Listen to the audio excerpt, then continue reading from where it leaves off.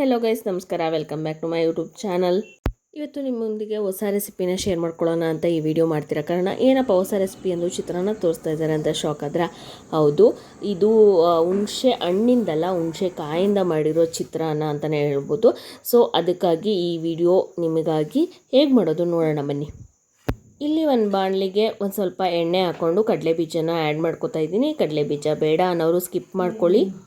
ಒಬ್ಬೊಬ್ಬರು ಏನು ಮಾಡ್ತಾರೆ ಅಂದರೆ ಫಸ್ಟ್ ಎಣ್ಣೆಲಿ ಕರೆದು ಎತ್ತಿಟ್ಕೊಂಡು ಅನ್ನ ಕಲಿಸ್ಬೇಕಾದ್ರೆ ಹಾಕೋತಾರೆ, ಆ ರೀತಿಯೂ ಮಾಡ್ಬೋದು.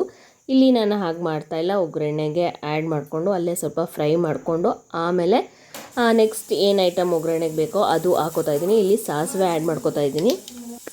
ಸಾಸಿವೆ ಸ್ವಲ್ಪ ಚಿಟಪಟ ಅಂತ ಸಿಡಿದ್ಮೇಲೆ ಜೀರಿಗೆ ಹಾಕೋಬೋದು. ನಾನು ಜೀರಿಗೆ ಹಾಕ್ಕೊಂಡಿಲ್ಲ. ನೆಕ್ಸ್ಟು ಒಂದು ಸ್ಪೂನ್ ಆಗೋಷ್ಟು ಕಡಲೆಬೇಳೆನ ಹಾಕೋತಾ ಇದ್ದೀನಿ. ಹಾಗೆ ಒಂದು ½ ಟೀ ಸ್ಪೂನ್ ಆಗುವಷ್ಟು ಉದ್ದಿನಬೇಳೆ ಹಾಕ್ಕೊಂಡಿದ್ದೀನಿ. ಇದೆಲ್ಲ ಒಂದು ಸ್ವಲ್ಪ ಕೆಂಪಗಾಗಬೇಕು, ಅಲ್ಲಿವರೆಗೂ ಫ್ರೈ ಮಾಡ್ಕೊಳ್ಳೋಣ.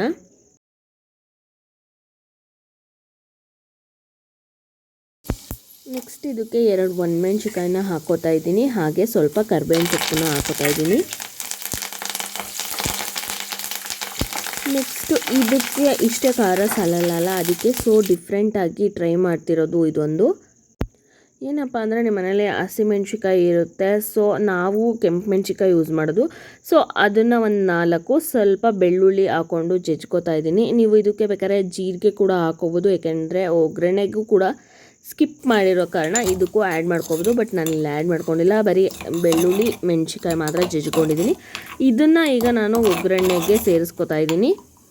ನಿಮಗೆ ಎಷ್ಟು ಬೇಕೋ ಅಷ್ಟು ಖಾರಕ್ಕೆ ತಕ್ಕನಾಗೆ ನೀವು ಖಾರ ಜಾಸ್ತಿ ತಿನ್ನೋರಾದರೆ ನೋಡಿಕೊಂಡು ಜಾಸ್ತಿ ಹಾಕ್ಕೊಳ್ಳಿ, ಕಮ್ಮಿ ತಿನ್ನೋರು ಸ್ವಲ್ಪ ಕಮ್ಮಿ ಹಾಕ್ಕೊಳ್ಳಿ.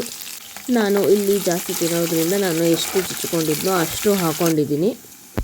ನೆಕ್ಸ್ಟು ಸಣ್ಣಕ್ಕೆ ಮೀಡಿಯಮ್ ಆಗಿ ಹಚ್ಕೊಂಡಿರೋಂಥ ಈರುಳ್ಳಿನ ಹಾಕೋತಾ ಇದ್ದೀನಿ. ಇಲ್ಲಿ ಈರುಳ್ಳಿ ಚೆನ್ನಾಗಿ ಫ್ರೈ ಆಗಬೇಕು. ಈಗಲೇ ಉಪ್ಪು ಹಾಕೋಕೆ ಹೋಗ್ಬಿಡಿ, ಸ್ವಲ್ಪ ಬಣ್ಣ ಚೇಂಜ್ ಆದಾಗ ಉಪ್ಪು ಹಾಕಿ.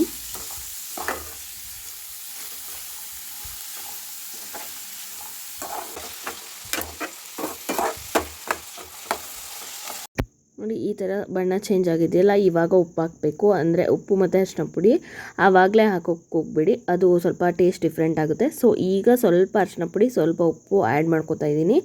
ಇಲ್ಲಿ ಉಪ್ಪನ್ನ ಜಸ್ಟ್ ಈರುಳ್ಳಿ ಬೇಯಬೇಕು ಅನ್ನೋದಕ್ಕೆ ಮಾತ್ರ ಸ್ವಲ್ಪ ಹಾಕ್ಕೊಳ್ಳಿ. ನೀವು ಆಮೇಲೆ ಟೇಸ್ಟ್ ಅಥವಾ ನೋಡಿಕೊಂಡು ಏನು ಬೇಕೋ ಆಮೇಲೆ ಹಾಕ್ಕೋಬೋದು.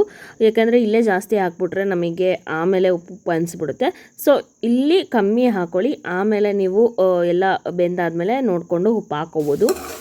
ನಾವು ಬೇಕಾದರೆ ಅನ್ನ ಕಲಿಸ್ಕೊಳ್ಳೋವಾಗಲೂ ಕೂಡ ಸ್ವಲ್ಪ ಉಪ್ಪು ಹಾಕ್ಕೊಂಡು ಕಲಿಸ್ಕೋಬೋದು. ಈಗ ನಾನು ಹುಣಸೆ ಕಾಯಿನ ಬಿಸಿ ನೀರಲ್ಲಿ ಬೇಯಿಸ್ಬಿಟ್ಟು ಅದನ್ನ ರಸ ತೆಗೆದು ಇಟ್ಕೊಂಡಿದ್ದೆ. ಸೊ ಅದನ್ನು ಹಾಕೋತಾ ಇದ್ದೀನಿ. ಹುಣಸೆ ಹಣ್ಣಿಂದ ಮಾಡಿದ್ರೂ ಕೂಡ ಚೆನ್ನಾಗಿರುತ್ತೆ, ಆದರೆ ಇದು ಒಂದು ಸತಿ ಟ್ರೈ ಮಾಡಿ. ಇದು ತುಂಬ ಅಂದರೆ ತುಂಬ ಟೇಸ್ಟಿಯಾಗಿರುತ್ತೆ, ಯಾಕೆಂದರೆ ಇದು ಹಸಿ ಹುಣಸೆಕಾಯಿ ಆಗಿರೋದ್ರಿಂದ ತುಂಬಾ ಚೆನ್ನಾಗಿರುತ್ತೆ. ಇದು ಯಾವಾಗೂ ಸಿಗಲ್ಲ. ಸೊ ಆ ಸೀಸನ್ ಅಂದರೆ ಕಾಯಿ ಇದ್ದಾಗ ಮಾತ್ರ ಅದನ್ನು ಟ್ರೈ ಮಾಡ್ಬೋದು ಅಂತಲೇ ಹೇಳ್ಬೋದು. ತುಂಬ ಚೆನ್ನಾಗಿರುತ್ತೆ. ಈಗ ಸ್ವಲ್ಪ ಉಪ್ಪನ್ನ ಆ್ಯಡ್ ಮಾಡ್ಕೊತಿದ್ದೀನಿ, ಹಾಗೆ ಸ್ವಲ್ಪ ಹಾಕ್ಕೊಂಡಿದ್ದೆ. ಸೊ ಇನ್ನು ಬೇಕು ಅದಕ್ಕೆ ಈಗ ಸ್ವಲ್ಪ ಹಾಕ್ಕೊತೀನಿ. ನೀವು ಕೂಡ ನೋಡ್ಕೊಂಡು ಹಾಕ್ಕೊಳ್ಳಿ, ಒಂದು ಸತಿ ಜಾಸ್ತಿ ಆಗೋದು ಬೇಡ. ಇದು ಸ್ವಲ್ಪ ನೀಟಾಗಿ ರಸ ಎಲ್ಲ ಈರುಳ್ಳಿಗೆ ಇಟ್ಕೋಬೇಕು. ಆ ಹುಣಸೆ ಹುಳಿ ಎಲ್ಲ ಖಾರ ಎಲ್ಲ ಉಪ್ಪು ಹುಳಿ ಖಾರ ಎಲ್ಲ ನೀಟಾಗಿ ಆಗಬೇಕು. ನೋಡಿ, ಇವಾಗ ಅಷ್ಟು ರಸ ಅನ್ನಿಸ್ತಾ ಇಲ್ಲ, ಈ ಥರ ಕುದಿಬೇಕು, ಅಂದರೆ ಎಲ್ಲ ಮಿಕ್ಸ್ ಆಗಬೇಕು. ಜಾಸ್ತಿ ಆಗಿರೋ ಗೊಜ್ಜನ್ನ ಬೇಕಾದರೆ ನೀವು ಫ್ರಿಜ್ಜಲ್ಲಿ ಕೂಡ ಇಟ್ಕೊಂಡು ಸ್ಟೋರ್ ಮಾಡ್ಕೋಬೋದು. ಸೊ ಇಲ್ಲಿ ನಾನು ಸ್ವಲ್ಪ ಜಾಸ್ತಿ ಆಗಿತ್ತು ಅಂತ ಬಾಕ್ಸಿಗೆ ಸ್ಟೋರ್ ಮಾಡ್ಕೋತಾ ಇದ್ದೀನಿ. ಬಿಸಿಯಾಗಿ ಅನ್ನ ಮಾಡಿದೆ, ಇವಾಗ ಅದು ಜೊತೆಗೆ ಕಲಿಸ್ಕೊತಾ ಇದ್ದೀನಿ. ಇಲ್ಲಿ ನೀವು ನೋಡ್ತಾ ಇದ್ದೀರಲ್ಲ, ಉದ್ದುದ್ರಾಗೆ ಇದೆ ಅನ್ನ. ಇದೇ ಥರ ಮಾಡ್ಕೊಳ್ಳಿ. ಸ್ವಲ್ಪ ಮೆತ್ತಗಾದ್ರೂ ಚಿತ್ರಾನ್ನ ಚೆನ್ನಾಗಿರಲ್ಲ, ಸ್ವಲ್ಪ ಉಡಿ ಆಗಿದ್ದರೆ ತುಂಬ ಚಿತ್ರಾನ್ನ ಟೇಸ್ಟಾಗಿರುತ್ತೆ ಅಂತಲೇ ಹೇಳ್ಬೋದು. ನಿಮ್ಗೆ ಎಷ್ಟು ಬೇಕೋ ಅಷ್ಟು ಗೊಜ್ಜಿಗೆ ತಕ್ಕನಾಗೆ ಆ ರೈಸ್ನ ಹಾಕ್ಕೊಂಡು ನೀಟಾಗಿ ಮಿಕ್ಸ್ ಮಾಡ್ಕೊಳ್ಳಿ. ಇನ್ನು ಎಕ್ಸ್ಟ್ರಾ ಏನಾದರೂ ಗೊಜ್ಜು ಬೇಕು ಅಥವಾ ಪುಡಿ ಬೇಕು ಅಂದರೆ ನೀವು ಗೊಜ್ಜನ್ನ ಹಾಕೋಬೋದು. ಉಪ್ಪು ಎಕ್ಸ್ಟ್ರಾ ಬೇಕು ಅಂದರೆ ಉಪ್ಪನ್ನು ಕೂಡ ಇಲ್ಲಿ ಹಾಕ್ಕೊಂಡು ಕಲಿಸ್ಕೋಬೋದು.